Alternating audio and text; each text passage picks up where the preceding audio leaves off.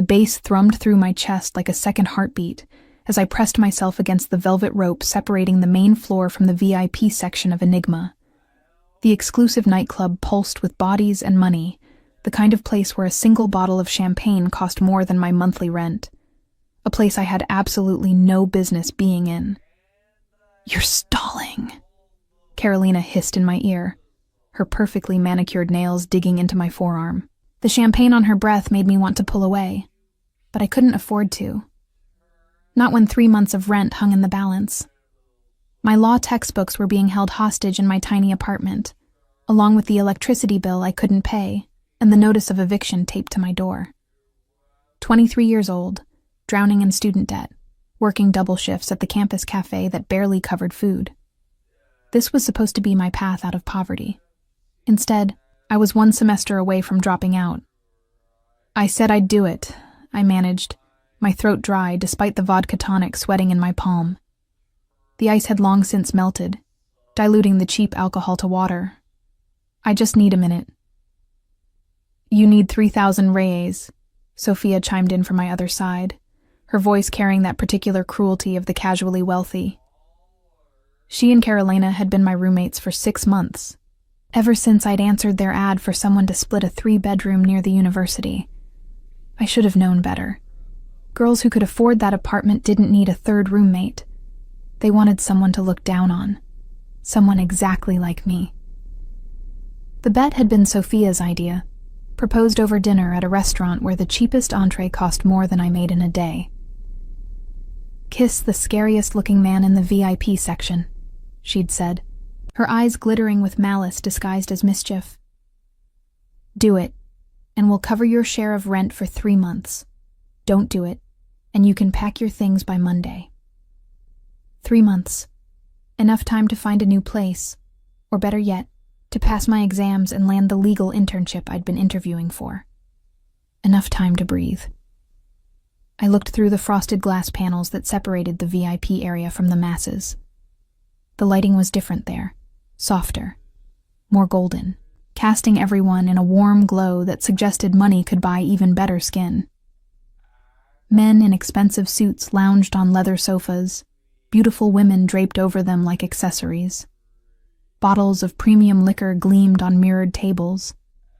And in the far corner, partially obscured by a decorative column, sat a man who made everyone else in the room look like children playing dress-up. He was alone, which was the first unusual thing about him. Everyone in VIP seemed to travel in packs, but this man sat in solitary splendor. One ankle crossed over his knee in a pose of complete ease. His suit was black, perfectly tailored to broad shoulders that suggested he spent time doing more than sitting behind a desk. Dark hair was swept back from a face that could have been carved from granite, all sharp angles and hard lines. But it was his stillness that truly unsettled me. While everyone around him moved, laughed, performed their wealth, he simply existed. A predator so confident in his position at the top of the food chain that he didn't need to prove anything to anyone. "Him," Carolina said, following my gaze. "Perfect choice. He looks like he eats law students for breakfast." My stomach twisted. There has to be someone else. "You picked him, Fernanda. The scariest one. That was the deal." Sophia's smile was sharp. "Unless you're backing out? I can have the locks changed by tomorrow." The casual cruelty of it stole my breath. These were my roommates, the girls I'd shared an apartment with for half a year, and they'd backed me into a corner with the same casual indifference they showed when deciding which handbag matched their outfit. I drained the watered-down vodka in one long swallow, the liquid courage burning down my throat. "I'll do it." The bouncer at the VIP rope knew Carolina and Sophia, of course.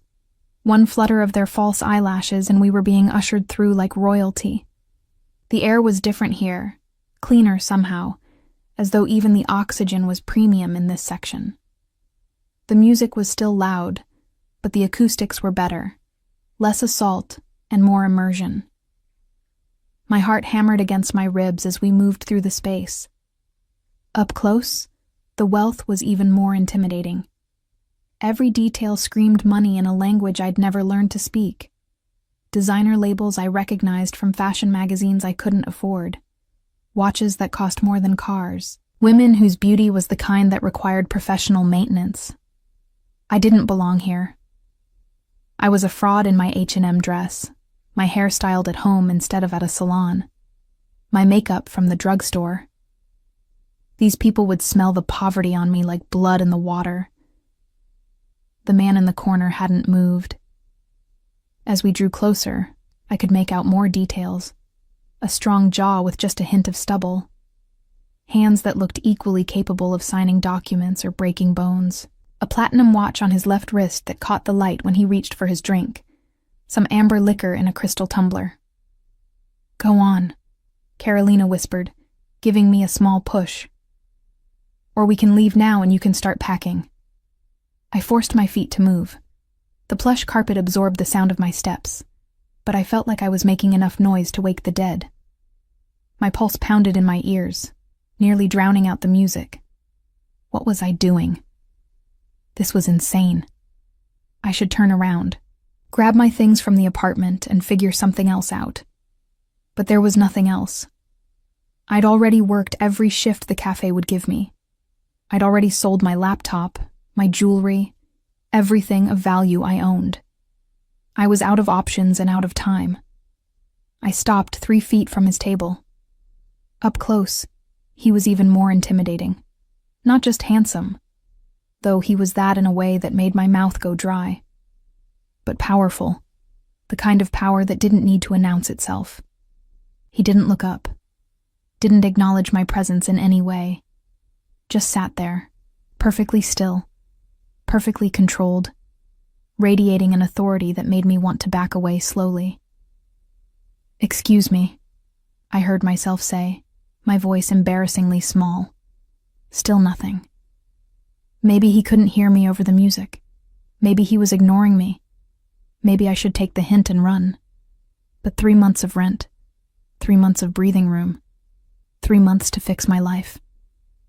I stepped closer, my knee bumping the edge of his table. The crystal tumbler didn't even wobble. "Excuse me." I tried again, louder this time. His eyes lifted to mine, and the world stopped. They were dark, almost black in the low light, but with flecks of amber that caught the glow from the nearby fixtures. Intelligent eyes, assessing eyes, eyes that saw everything and gave away nothing. "Sim?" The Portuguese was clipped, carrying an accent I couldn't quite place. Not local. Somewhere north, maybe. Or perhaps he'd spent time abroad. My throat had gone completely dry. The plan, such as it was, had been simple. Walk up, kiss him, walk away. Carolina and Sophia would have their entertainment, I'd have my rent, and we'd never speak of it again. But standing here under the weight of that dark gaze, I realized how monumentally stupid I'd been. This wasn't some drunk college boy who'd laugh off an unexpected kiss. This was a man who looked like he'd never had an unexpected moment in his life. The words died in my throat. One dark eyebrow lifted fractionally. It wasn't quite impatience, but it wasn't encouragement either. Behind me, I heard Sophia's distinctive laugh. They were watching, waiting for me to fail, waiting to have their excuse to throw me out. The thought steadied me somehow. I'd survived poverty, survived my father walking out, survived my mother's death, and the debt it left behind. I'd survived 3 years of law school while working full-time. I could survive 1 kiss. Before I could lose my nerve, I leaned down and pressed my lips to his. The world exploded. Not with sound or light, but with sensation. His lips were warm, firm, completely still beneath mine for a heartbeat that stretched into eternity. Then everything changed. His hand came up, lightning fast, catching the back of my neck. Not rough, but undeniably controlling, holding me in place as he took over the kiss. His mouth moved against mine with a skill that made my knees weak, coaxing my lips open, tasting me with a thoroughness that suggested he was memorizing every detail. I'd been kissed before. Quick fumbles with boys my age who were more eager than skilled. This was nothing like that. This was being claimed, consumed, possessed by someone who knew exactly what they were doing and was in absolutely no hurry. When he finally released me, I stumbled back a step, my hand flying to my mouth. My lips tingled. My heart raced. Every nerve ending in my body had come alive in a way I didn't recognize. He studied me with those dark eyes, his expression unreadable. Then he spoke, his voice low and precise, carrying easily despite the music. Your name. It wasn't a question. It was a command wrapped in 2 words. I should have run. Should have grabbed Carolina and Sophia and gotten as far from this man as possible. But my tongue had developed a mind of its own. Fernanda, I whispered. Fernanda. The way he said it made it sound like something precious or dangerous. Sit down, Fernanda. It was a terrible idea. I knew it was a terrible idea. But I found myself sinking onto the leather sofa beside him anyway, my legs no longer entirely trustworthy. He gestured to someone I couldn't see, and moments later, a waiter appeared with a fresh tumbler of that amber liquid. The man pushed it toward me. Drink. I picked up the glass with shaking hands. The liquor was smooth, expensive, nothing like the cheap vodka I'd choked down earlier. It burned going down but warmed my chest, steadying my nerves slightly. Why? He asked simply. Why what? Why did you kiss me? The honest answer was too humiliating. I looked away, focusing on the glass in my hands. Does it matter? It matters. His voice carried absolute certainty. People don't approach me without a reason. So I'll ask again. Why? I could feel his eyes on me, patient and unyielding. He would wait all night if he had to. I knew it as certainly as I knew my own name. A bet, I admitted finally. My roommates bet me I wouldn't have the courage to kiss the scariest man in VIP. And I was the scariest? Something that might have been amusement flickered across his face. I'm not sure if I should be flattered or concerned about your judgment. You're alone, I said before I could stop myself. Everyone else is in groups, performing for each other. But you're just here, like you don't need anyone or anything. That's terrifying in its own way. He studied me for a long moment. What do you win? This bet. Heat flooded my cheeks. 3 months of rent. You're a student. It wasn't a question, but I nodded anyway. Law. Judging by the case files in your bag. He gestured to where I'd set down my worn messenger bag, containing the reading I'd been doing before Carolina and Sophia had dragged me out tonight. How did you... I pay attention. He took a slow sip of his drink. How much is 3 months of rent? The question felt like a trap, but I was too far in to stop now. 3,000 reais. He pulled out his phone, tapped the screen a few times, then set it face down on the table. Done. The money will be in your account by morning. I stared at him. What? 3,000 reais. Consider the bet won. His eyes locked on mine. But understand this, Fernanda. I don't give anything for free. That kiss wasn't part of your bet.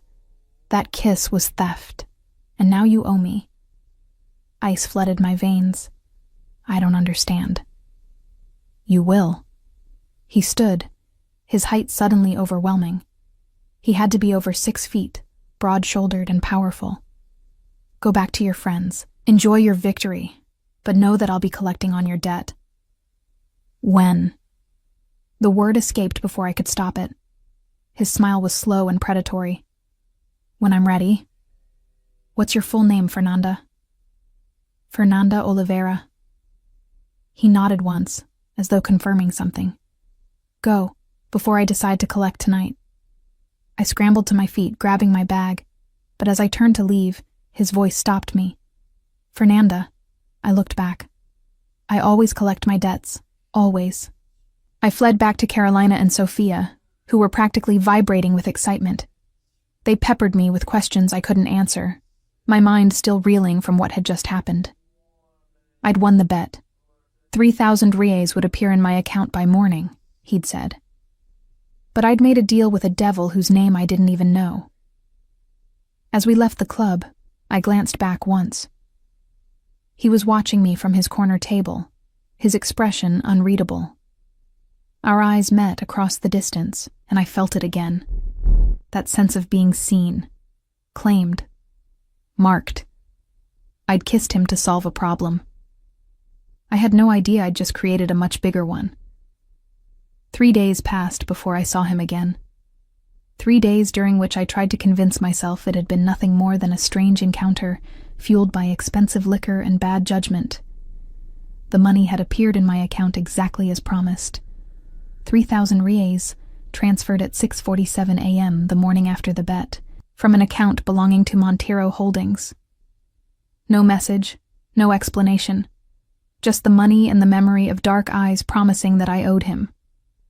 I'd paid my portion of the rent immediately, ignoring Carolina and Sophia's questions about how I'd managed to get the funds so quickly.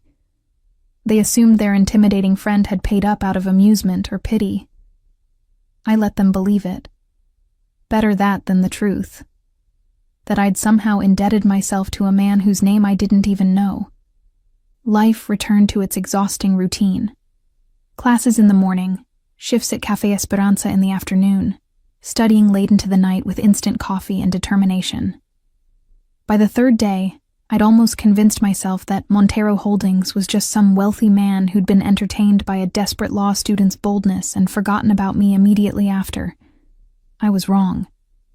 He was waiting outside the cafe when my shift ended at 9. Leaning against a black Mercedes that probably cost more than my entire education, he looked completely out of place among the student bars and budget restaurants that lined this street. His suit was charcoal gray tonight, perfectly tailored, making every other man on the sidewalk look like they'd dressed in the dark. My feet stopped moving of their own accord. I stood in the cafe's doorway, my stained apron still tied around my waist, my hair escaping from the bun I'd twisted it into hours ago. The late September air was cool against my overheated skin, carrying the scent of rain and exhaust. He didn't call out, didn't wave, just watched me with those dark eyes, patient as death. Fernanda? My coworker Marcos appeared beside me, following my gaze. Você conhece ele? Do you know him? Did I? I knew what his mouth felt like against mine. Knew that he paid his debts and expected others to pay theirs. Knew that he had the kind of money that moved at dawn, and the kind of presence that made everyone around him seem less substantial. But I didn't know his name. Didn't know what he wanted from me. Didn't know why my heart was racing like I'd run a marathon. I'm not sure, I admitted. Marcos frowned. You want me to walk you home? That car, that suit? He looks like trouble, Fernanda. He was right. Every instinct I possessed was screaming danger. But my feet were already moving toward him, drawn by something I couldn't name and didn't want to examine too closely. I'll be fine, I lied. See you tomorrow. The Mercedes unlocked with a soft chirp as I approached. He opened the passenger door himself, a gesture that would have been gentlemanly if it hadn't felt like a command. Get in. I don't even know your name, I said, stopping just out of reach. Felipe Monteiro. He studied me. And you know more than that, don't you? You've been researching. He was right. I'd spent 2 hours at the law library yesterday, using their computers to search Monteiro Holdings.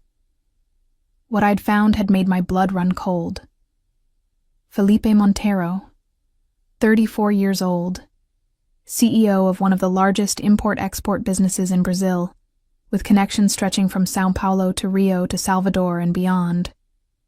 Charitable donations to the right causes, photographs at the right events, and underneath all that legitimate business, whispers, rumors, allegations that never quite stuck about money laundering, protection rackets, connections to organized crime families that supposedly didn't exist anymore. The kind of man my professors warned us about in criminal law. The kind who operated in shadows while presenting a respectable face to the world. I researched a company name, I said carefully. That doesn't tell me who you really are. Doesn't it? His smile was slight. Get in the car, Fernanda. We need to talk about your debt. The word sent a chill through me. I don't owe you anything.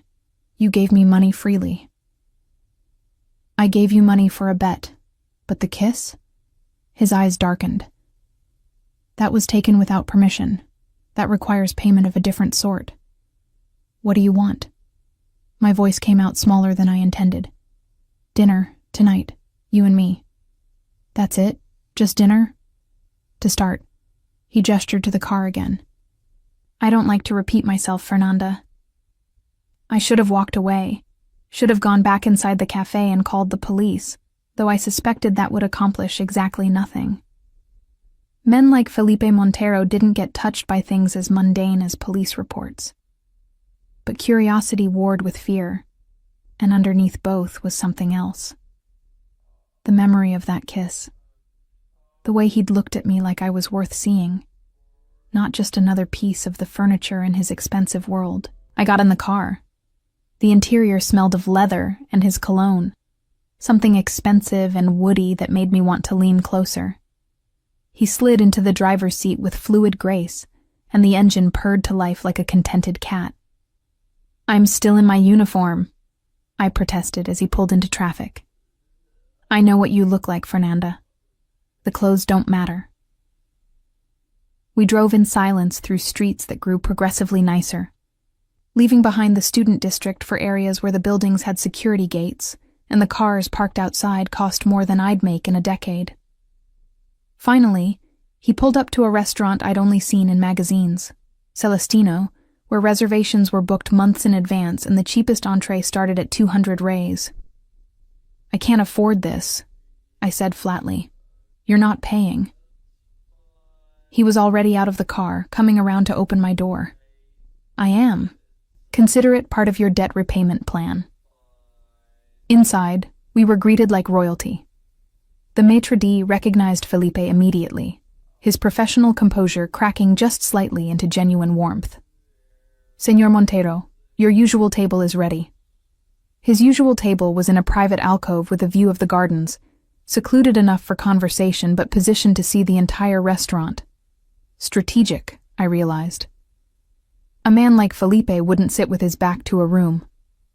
I studied the menu and felt faint. The prices weren't even listed. Order whatever you want, Felipe said, his attention on me rather than his own menu. Why are you doing this? I set the menu down, meeting his eyes. A kiss doesn't warrant all of this. So what do you really want? He leaned back, considering me with that unnerving stillness. You interest me. That's not an answer. It's the only one you're getting tonight. He signaled the waiter. The lady will have the risotto with truffles, and I'll have the ribeye, rare. I didn't order risotto. You were about to order the cheapest thing on the menu to minimize your perceived debt. His eyes held mine. I won't let you minimize yourself, Fernanda. Not in my presence. The accuracy of the observation stole my breath. How did he see so clearly? How did he know? The food arrived, perfect and pretentious, and I ate because refusing seemed childish. Felipe asked questions between courses. About my studies, my ambitions, my life. I answered carefully, revealing enough to satisfy without giving away anything that felt too personal. But he was good at this, drawing out information with the skill of someone who'd spent a lifetime reading people. Your father? He asked as dessert arrived, some elaborate chocolate creation I hadn't ordered. Gone, left when I was 12. Your mother? Dead, cancer 2 years ago. The words were clinical, emotionless. I'd practiced delivering them that way. The medical bills are why I'm in debt.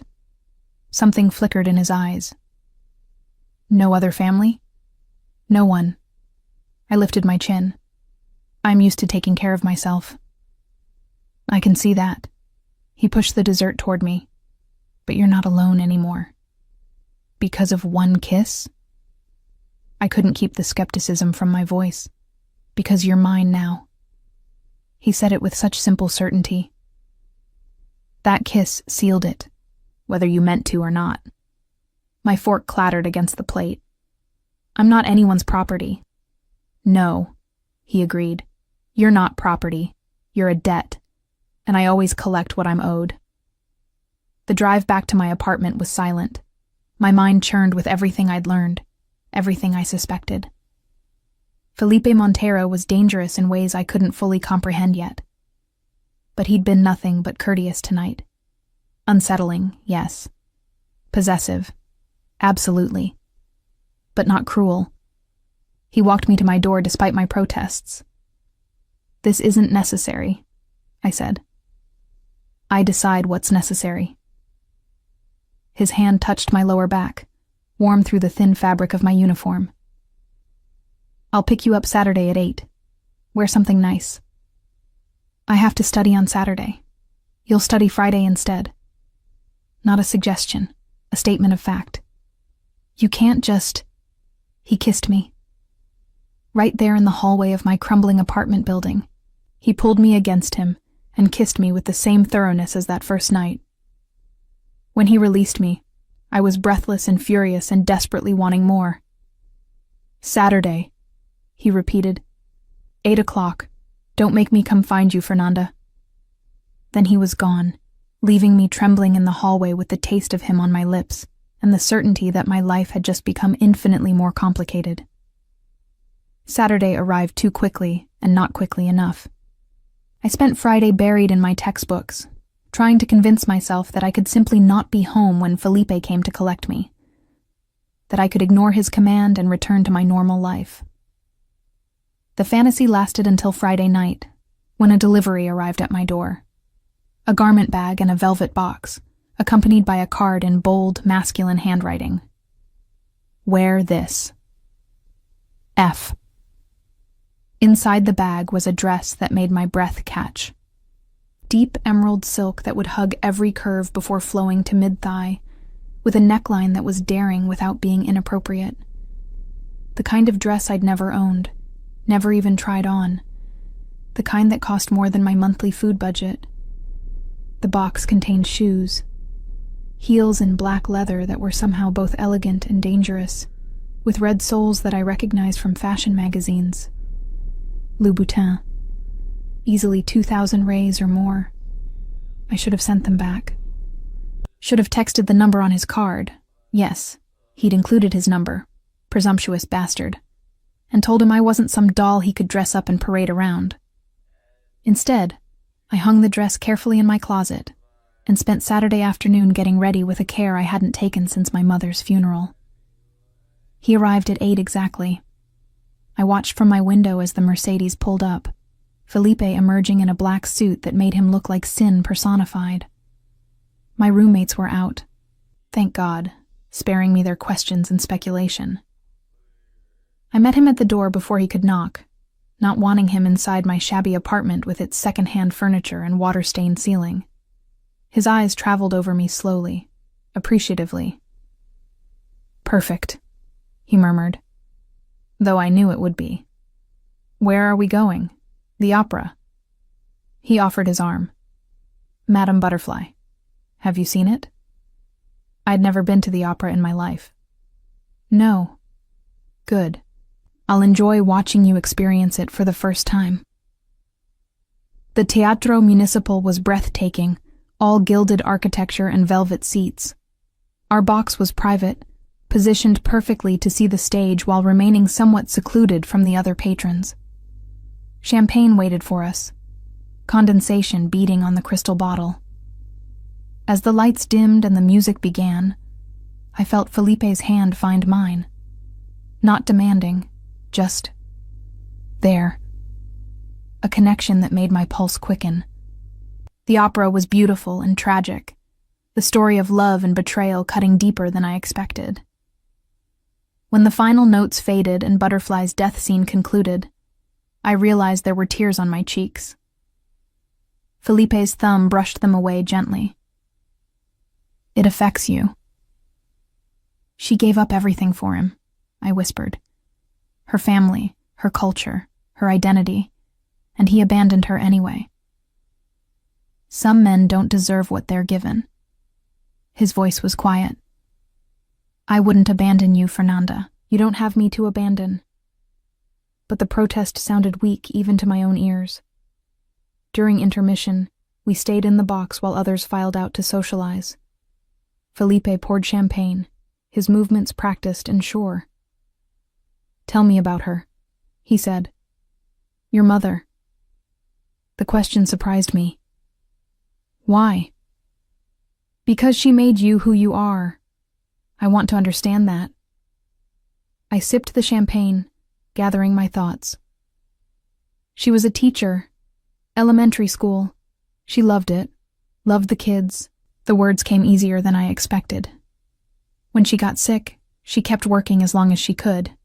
Said the children needed her." "And when she couldn't work anymore?" "The bills piled up. The insurance didn't cover everything.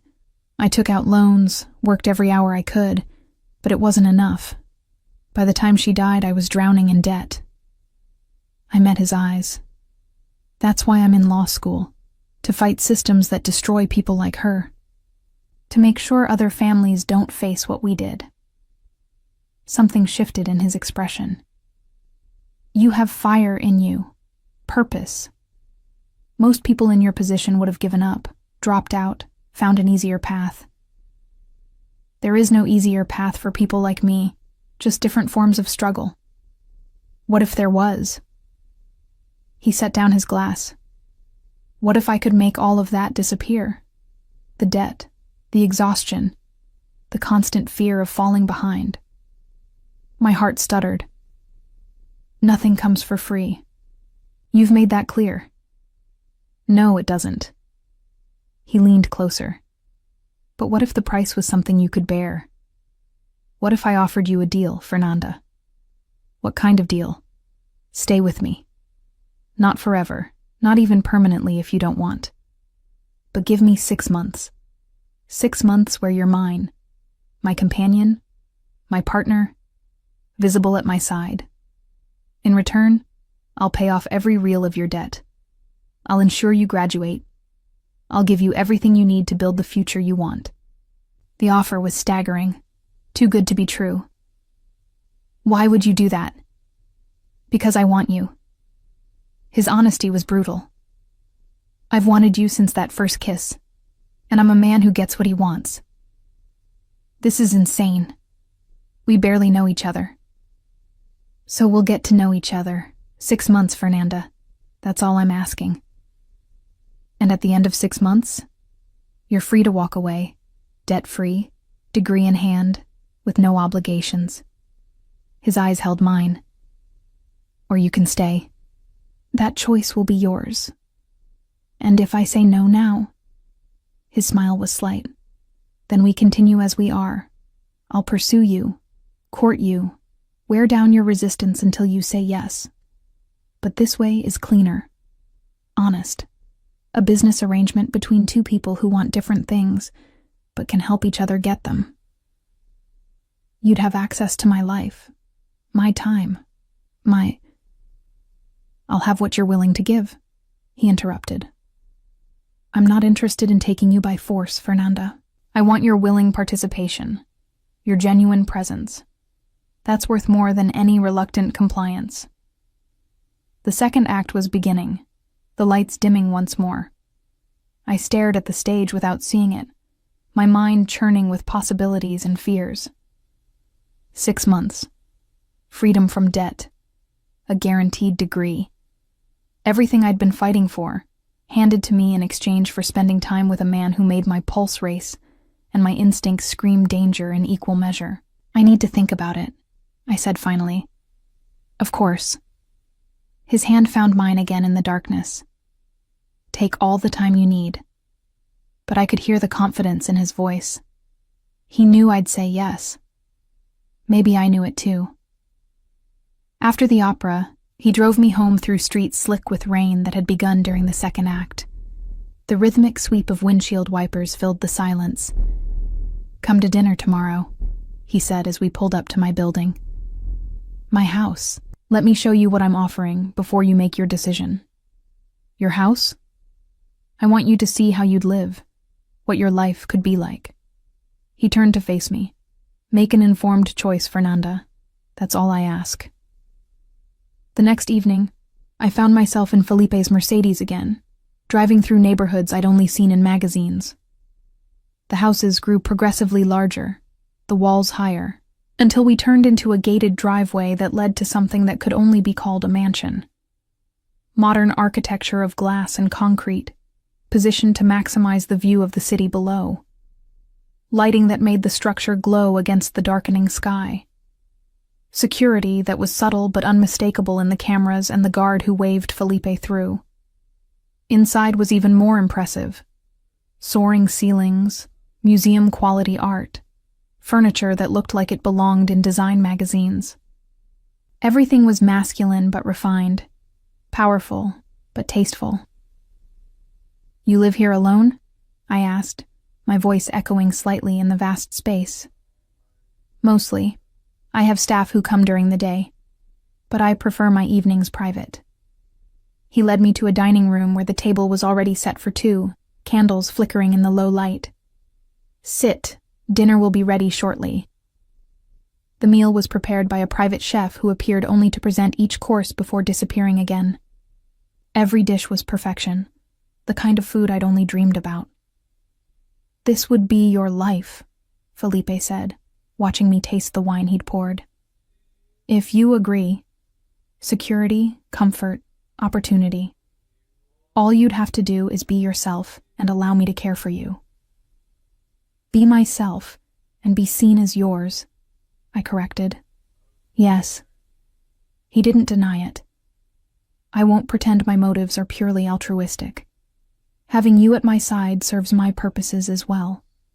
People see a man with a beautiful, intelligent woman and draw certain conclusions: stability, commitment, legitimacy." The honesty was almost refreshing. "You want me as window dressing. I want you as a partner. There's a difference." He set down his fork. "You're smart enough to navigate my world, strong enough to hold your own, and brave enough to challenge me. Those qualities are rare and valuable."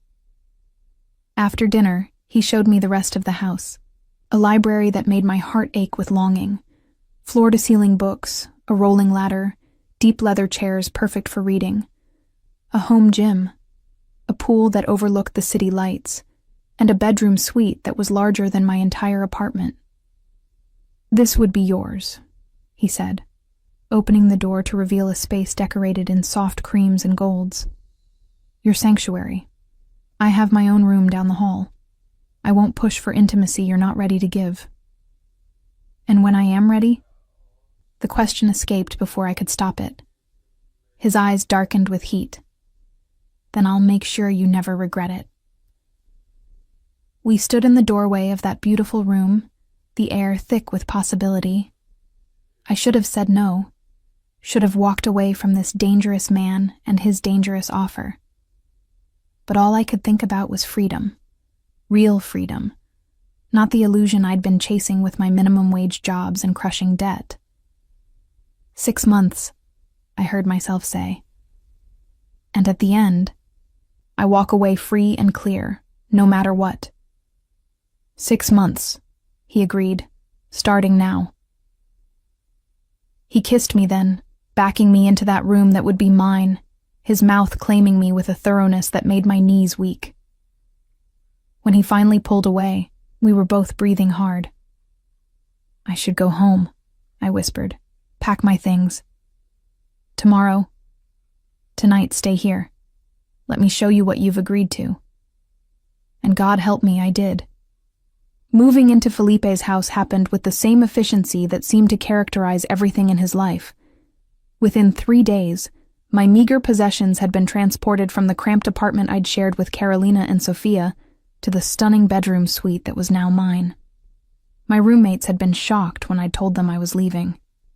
Even more shocked when a moving truck arrived to collect my things while Felipe waited in his Mercedes outside, making it clear this wasn't a kidnapping, but a choice. "You're insane," Carolina had hissed as I packed. "That man is dangerous." She was right, but danger came in many forms, and I'd been drowning in a different kind for too long. The first week was an adjustment that left me feeling disoriented and off balance. I woke each morning in sheets that cost more than my monthly rent had been, in a room 3 times the size of my old bedroom. A housekeeper named Rosa brought coffee exactly how I liked it, without me ever telling her my preference.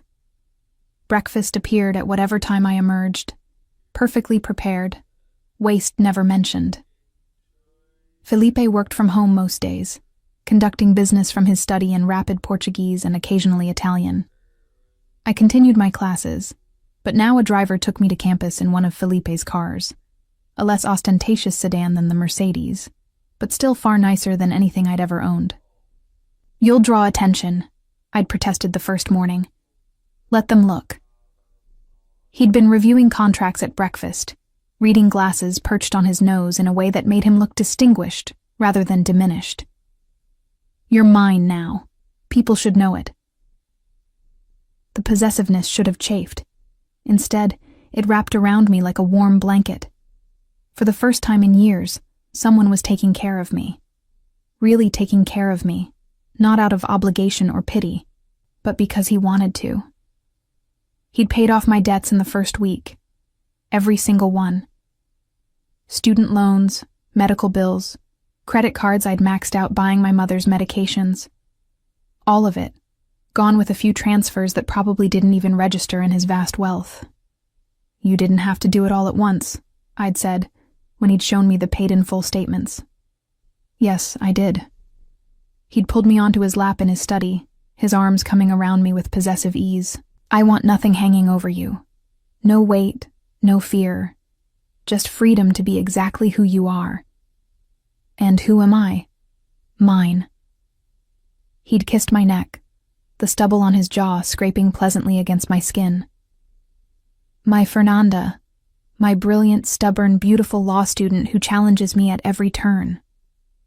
The physical intimacy had grown gradually. That first night, he'd kept his promise, kissing me senseless before retreating to his own room with visible restraint. But each day brought us closer. His hand at my waist as we moved through the house, his lips on my temple when he passed my chair, the way he looked at me over dinner like I was something precious and breakable. By the end of the second week, I was spending more time in his room than my own. "Tell me about your family," I said one night, curled against his side in his massive bed. We'd been kissing, hands exploring, but he'd stopped before things went too far, his control impressive and frustrating in equal measure. Not much to tell. His fingers traced patterns on my bare shoulder. I'd taken to stealing his shirts to sleep in, and he seemed to enjoy seeing me in them.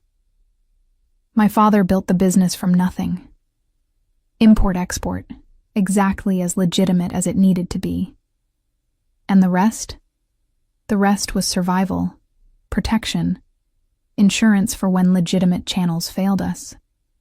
He was quiet for a moment. He died when I was 23. Heart attack. Left me an empire and enemies in equal measure. Is that why you're so controlled? So careful? I learned early that showing weakness gets you killed. His arm tightened around me. But with you, I feel something I haven't felt in years. What? Safe. The admission was quiet.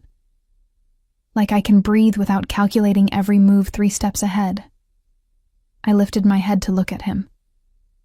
In the low light from the city beyond his windows, he looked younger, less forbidding. I make you feel safe?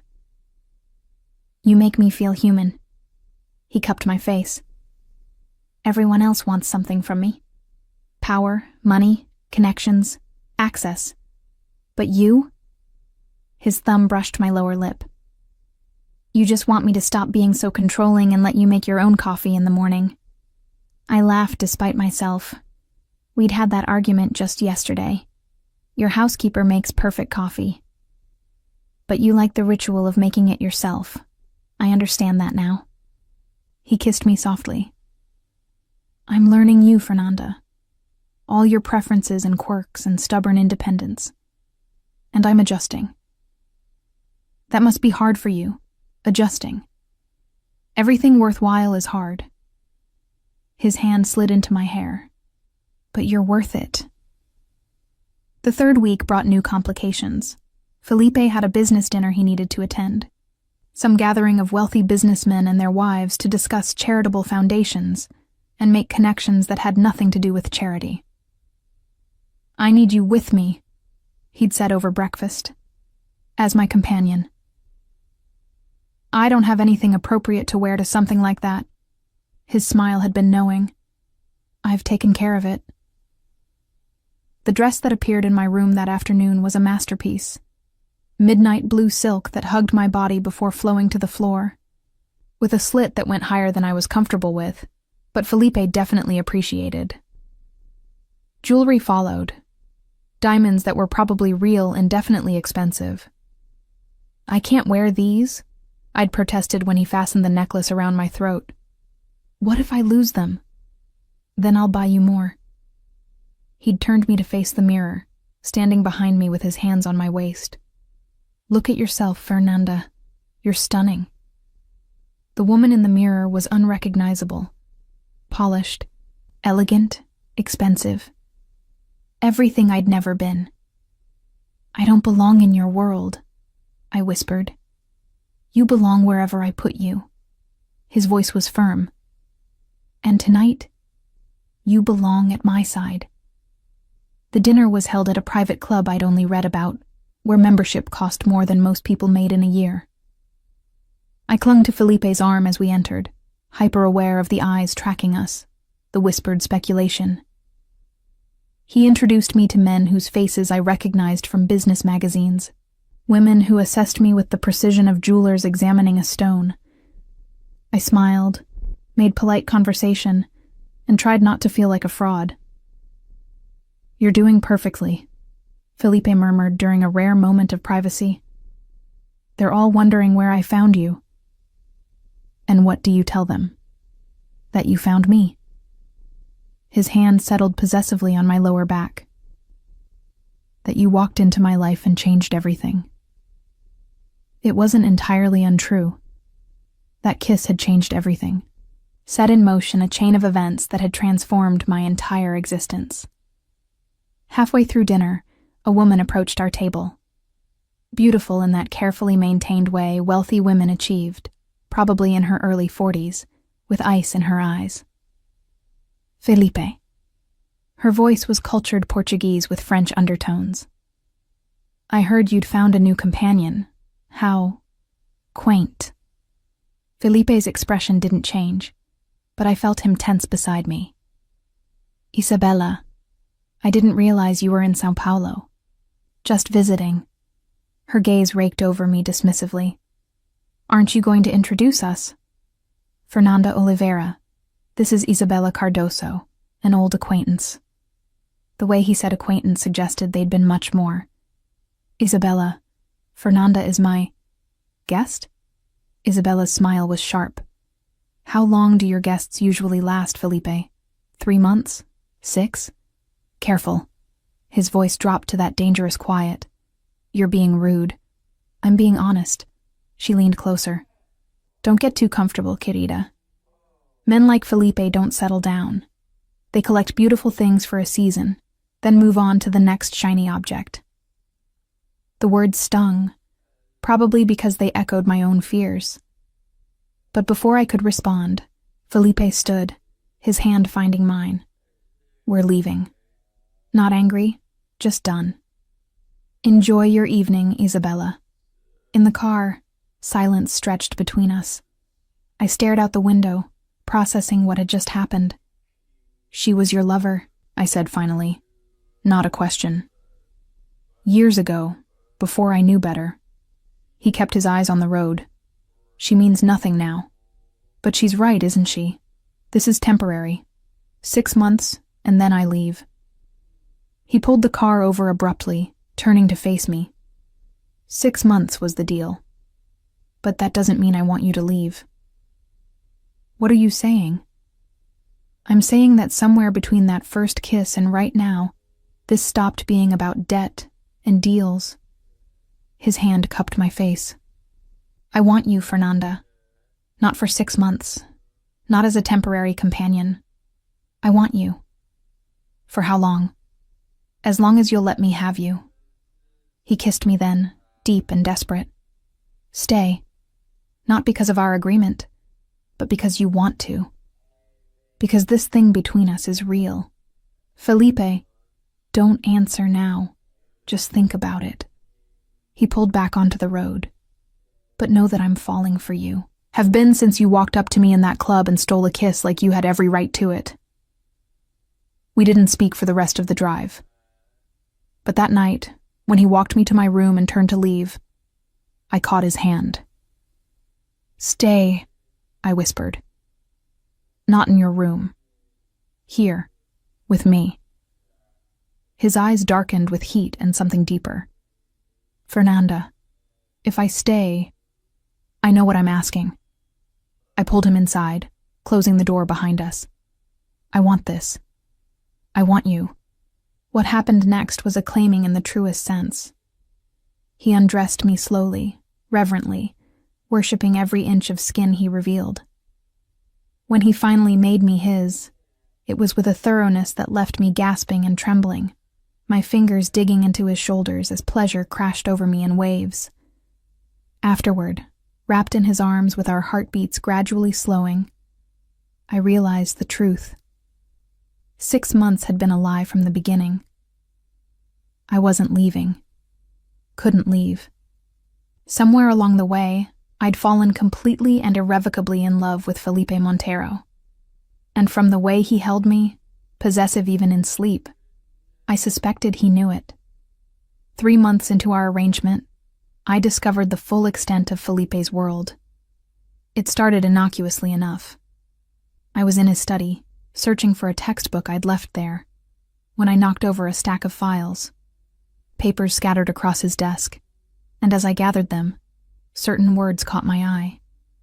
Shipment schedules, port manifests, names I recognized from organized crime cases we'd studied in criminal law, and amounts of money that made my head spin. Fernanda. Felipe's voice from the doorway made me jump. What are you doing? I held up the papers with shaking hands. I was looking for my book. These fell. I met his eyes. Tell me these don't mean what I think they mean. He closed the door behind him, his expression unreadable. What do you think they mean? That your import-export business isn't as legitimate as you claim. My voice was barely steady. That you're moving more than legal goods through those ports. That everything I've studied about organized crime structures applies to you. He didn't deny it. Just moved to his desk and took the papers from my hands, filing them away with methodical precision. You knew what I was when you agreed to this. I knew rumors, speculation. I didn't know facts. I sank into one of his chairs. Felipe, I'm studying to be a lawyer. I can't be involved with someone who's actively breaking the law. You've been involved with me for 3 months. He poured whiskey from a decanter, offering me a glass I refused. This is who I've always been, Fernanda. The only difference is now you've seen proof. So what am I supposed to do with this knowledge? Nothing. He sat across from me. You continue your studies. You graduate. You become the lawyer you're meant to be. And you understand that the world isn't as black and white as your textbooks suggest. That's a convenient rationalization for crime. Is it crime to protect my workers when the unions fail them? To ensure goods reach people who need them when bureaucracy would delay them for months? To provide services the government can't or won't? His voice remained calm. I operate in gray areas, yes. But I'm not a monster, Fernanda. You're still breaking the law. Laws written by people who've never struggled, never fought for survival, never had to choose between legal and necessary. He leaned forward. I won't apologize for what I do, but I will promise you this. You'll never be implicated. Your career will never be touched by my business. I keep those worlds completely separate. I wanted to argue. Wanted to tell him that wasn't good enough, that I couldn't be with someone who operated outside the law I was dedicating my life to upholding. But the truth was more complicated. Because I'd seen the other side of Felipe's business too. The legitimate shipments that employed thousands. The charitable foundations that educated children from favelas. The medical clinics he funded in neighborhoods the government ignored. The complexity of him defied simple categorization. I need time to process this, I said finally. Take all the time you need. He stood. But know that I won't let you go easily. Whether you can accept what I am or not, you're mine, Fernanda. That doesn't change. The possessiveness that had once thrilled me now felt suffocating. I retreated to my room, my mind churning with ethical dilemmas my professors had never prepared me for. What did it mean to love someone whose methods you couldn't condone? Could I build a legal career while being involved with someone who operated outside the law? Was Felipe's gray area morality actually more honest than the legal system's pretense of black and white justice? I was still wrestling with these questions when Rosa knocked on my door the next morning. Miss Fernanda, there's someone here to see you. She says she's your old roommate. Carolina stood in the foyer, her expression a mixture of concern and curiosity. I'd barely spoken to her or Sophia since moving out, our friendship strained by the gulf my relationship with Felipe had created. Can we talk? She asked. Somewhere private? I led her to the library, closing the doors behind us. What's wrong? I need to know if you're okay. She gripped my hands. Really okay. Because there are rumors, Fernanda, about Felipe Montero and the kind of man he is. I know what kind of man he is. Do you? Do you know about the warehouse fire last year that killed 3 people? The one that happened right after the owner refused to sell to Montero Holdings? Or the journalist who was writing an exposé on his business practices and suddenly left the country? Ice flooded my veins. What are you saying? I'm saying that Felipe Montero is dangerous, that people who cross him end up hurt or worse, and I'm worried that you're in over your head. He wouldn't hurt me. Maybe not directly. But what about the people around you? What about me or Sophia or anyone else who might become collateral damage? Her eyes were genuinely frightened. I care about you, Fernanda. I don't want to see you destroyed by this. After she left, I confronted Felipe in his study. The warehouse fire, the journalist. Tell me the truth. He looked up from his laptop, his expression carefully neutral. The truth is complicated. Then uncomplicate it. I crossed my arms. Did you have anything to do with those incidents? The warehouse was owned by a man who was running a sweatshop. Children, Fernanda. Children working 16-hour days in unsafe conditions. I offered to buy it, shut it down properly, relocate the workers to legitimate facilities. He refused. Felipe's voice was controlled. The fire was investigated, faulty wiring, but yes, some people believe I was involved. And were you? No. But I won't pretend I mourned the loss of a building that represented exploitation. He stood. As for the journalist, she was paid handsomely to pursue her career elsewhere. No threats, no violence, just money and opportunity. You're asking me to take your word for it. I'm asking you to trust me. He moved closer. I've never lied to you, Fernanda. Never pretended to be something I'm not. Yes, I operate in morally ambiguous territory. Yes, I make decisions that others might question. But I have lines I don't cross, and hurting innocent people is one of them. I wanted to believe him. God, I wanted to believe him so badly it physically hurt. I love you, I whispered. The admission escaped before I could stop it. That's the problem. I love you, and I don't know if that makes me complicit in everything you do. His hands cupped my face, his eyes intense. Say it again. What? That you love me. Say it again. I love you. Tears spilled down my cheeks, even though I shouldn't, even though it's complicated and messy and probably destructive. I love you, Felipe. He kissed me then, deep and claiming, tasting my tears and my confession. When he pulled back, his own eyes were suspiciously bright. I love you too, he said, the words rough. More than I've ever loved anything or anyone. You've become the center of my world, Fernanda. The only thing that matters beyond survival and power. What does that mean for us? It means we figure this out together. His thumb brushed away my tears. It means I'll be more transparent with you about my business. It means we build something that works for both of us, even if it's unconventional. I can't be involved in anything illegal. You won't be. I swear it. He pulled me against him. Your career, your integrity, those are sacred. I won't let my world contaminate yours. Over the following weeks, Felipe kept his promise. He showed me the full scope of his operations, the legitimate and the gray areas. He introduced me to his key people, made it clear that I was to be kept separate from anything questionable. He even set up a trust in my name, ensuring that if anything happened to him, I'd be financially secure without any connection to his more dubious ventures. And slowly, reluctantly, I began to understand the complexity of his world. The way he employed people no one else would hire. The way he protected neighborhoods the police ignored. The way he operated as a kind of parallel government in spaces where the official one had failed. It didn't make it legal, but it made it comprehensible in a way my textbooks never had. 4 months in, Felipe took me to meet his mother.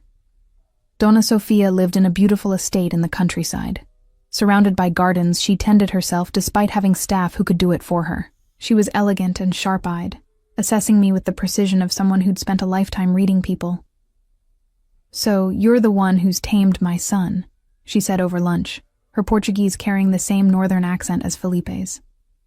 I haven't tamed anyone, I protested. No? She smiled.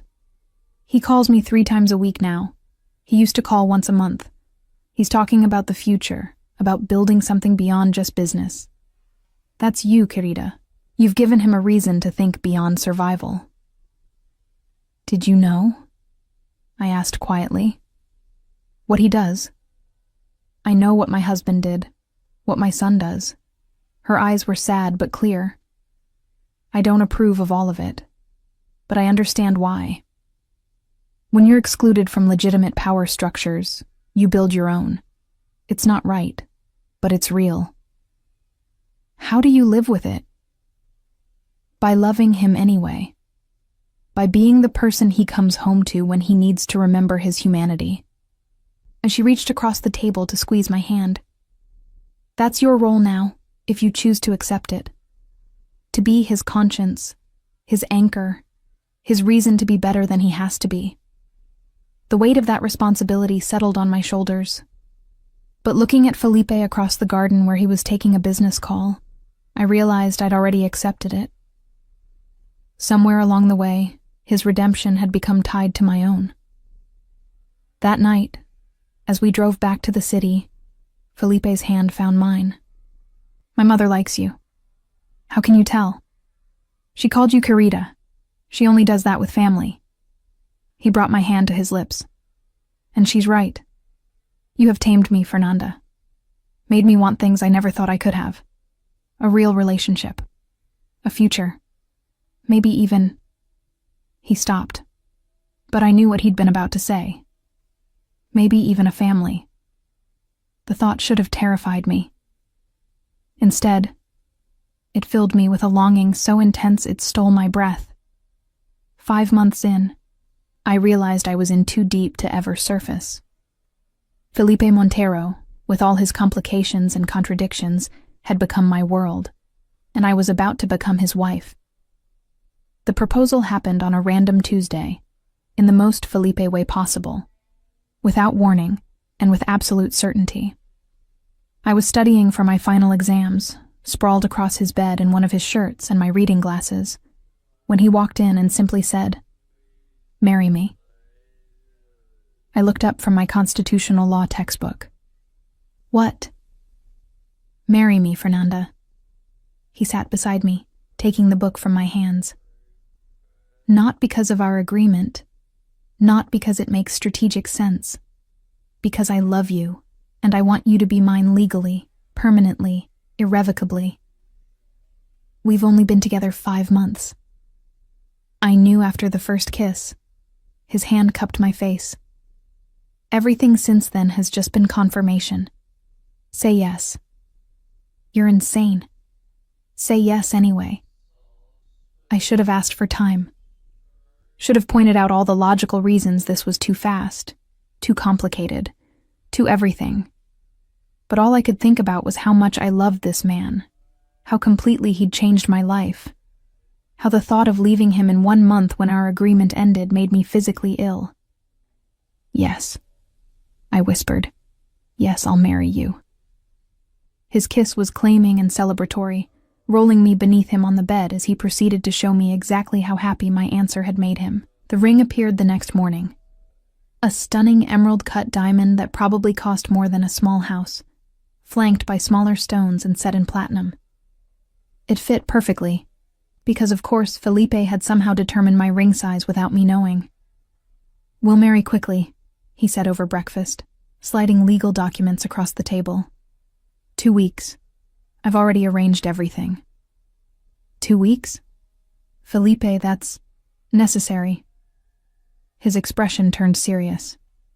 "There are people who see you as my weakness, Fernanda, as leverage they could use against me.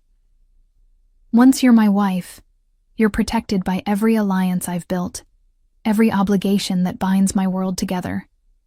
You become untouchable." "Who are these people? Competitors?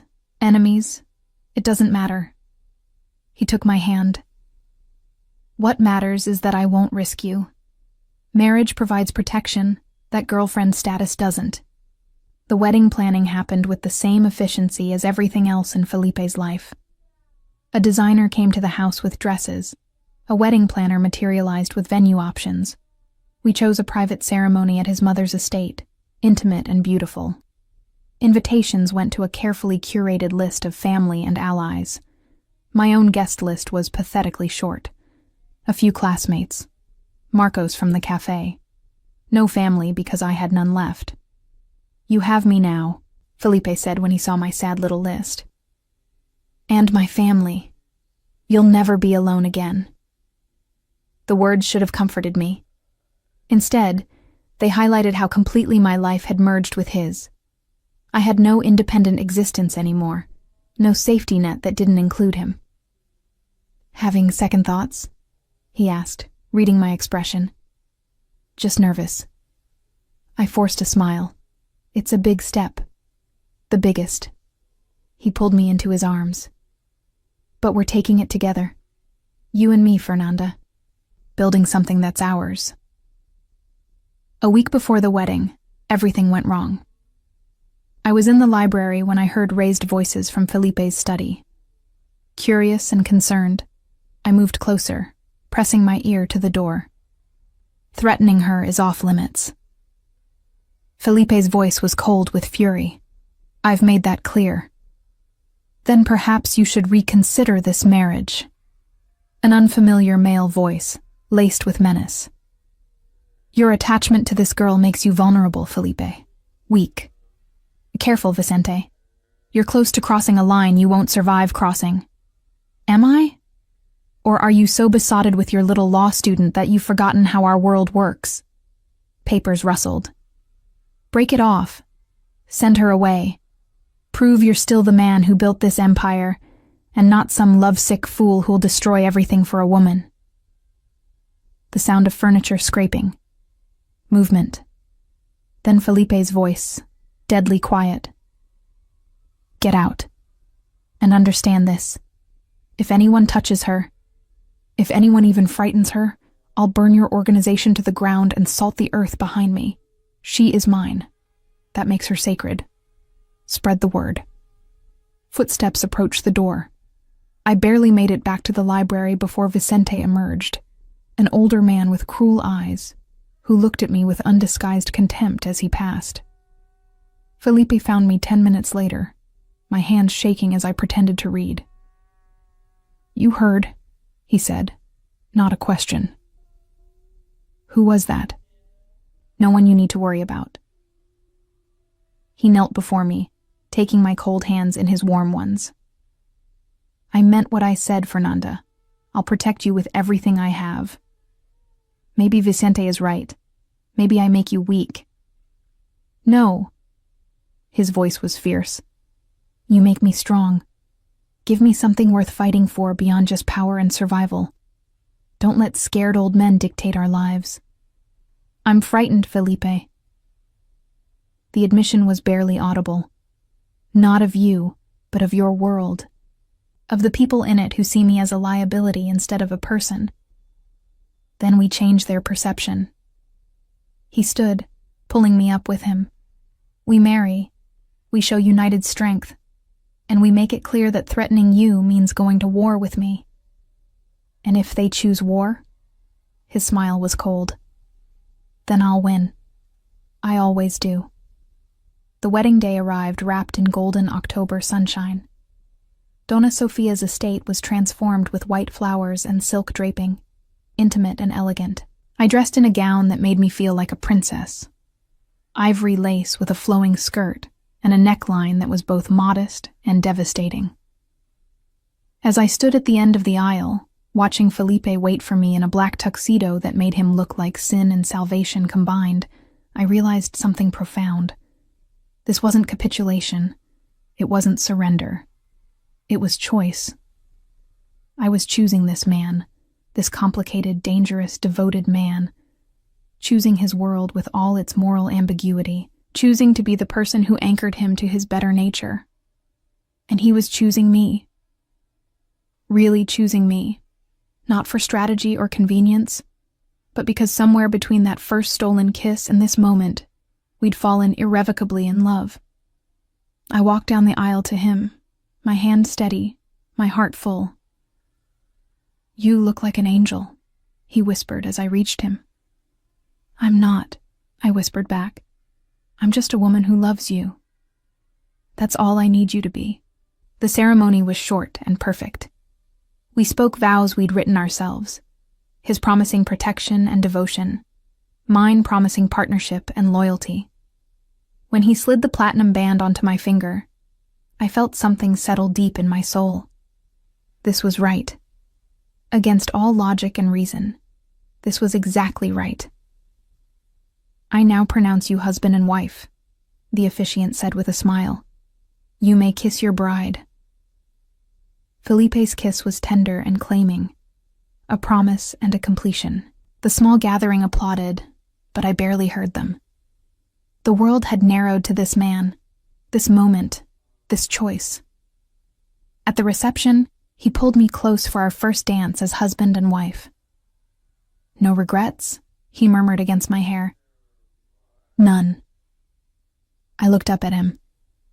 You've given me everything I never knew I needed. And you've given me a reason to be better than I am.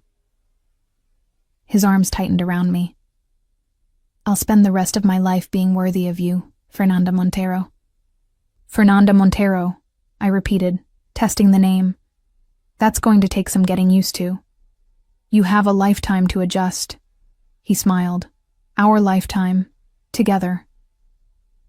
3 months later, I passed my final exams with honors, graduating top of my class despite everything. Felipe was there in the audience, pride radiating from him as I accepted my degree. That night, over dinner at home, I gave him a different kind of news. I'm pregnant, I said simply, watching his face. For a moment, he just stared. Then a smile broke across his face, transforming him from the controlled businessman to someone young and wondering. A baby? His hand found my still flat stomach. Our baby? Our baby, I confirmed. Are you happy? Happy doesn't begin to cover it. He pulled me into his lap. You've given me everything, Fernanda. Love, purpose, and now a family. You've made me human again. You were always human. You just forgot for a while.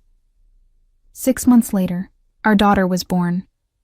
We named her Sophia, after Felipe's mother, and the moment I held her, I understood completely why Felipe had fought so hard to protect me. This tiny, perfect being was worth anything. Worth compromise, worth complexity, worth building a life in the spaces between legal and necessary. Felipe was a devoted father, surprising me with his tenderness. He'd conduct business calls while walking her to sleep, take meetings from home so he could be present for feedings, gradually step back from the gray areas of his business to focus on the legitimate operations that could provide our daughter with a stable legacy.